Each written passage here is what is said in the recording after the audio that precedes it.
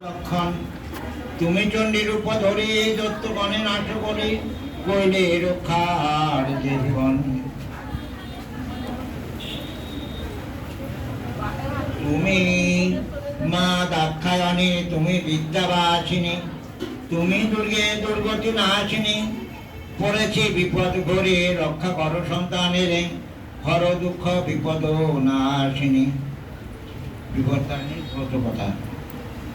বিপদ তারিণী কথা শুনো সর্বজন, যা শ্রবণে হয় বিপদ খণ্ডন। একদিনে নারদ মুনি ভ্রমিতে ভ্রমিতে উপস্থিত হন আছে কৈলাস ধামেতে। সেই কালে হর গৌরী বসিয়া দুজনে, কইতেছিলেন কথা বসিয়া নির্জনে। সহসা নারদ হেতা উপনীত হইল, ভক্তিভরে উভয়েরে প্রণাম করিল। হাসিয়া শঙ্কর বলে নারদের কয়, অসময়ে কেন ঋষি এসেছ হেতাই? ক বর্ষ বিস্তারিব কিবা তব কাজ, কোন প্রয়োজনে হেতা আসিয়াছ আজ?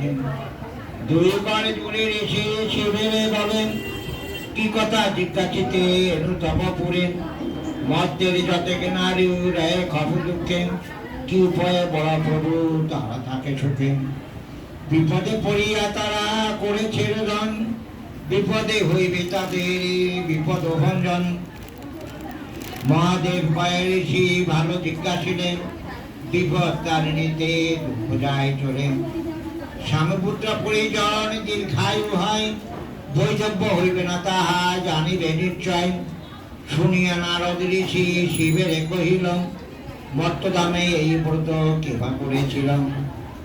একথা শুনিয়া শিব নারদের কয়ে, বিপদ তারিণী ব্রত সব পাপদয়ে। পূর্বে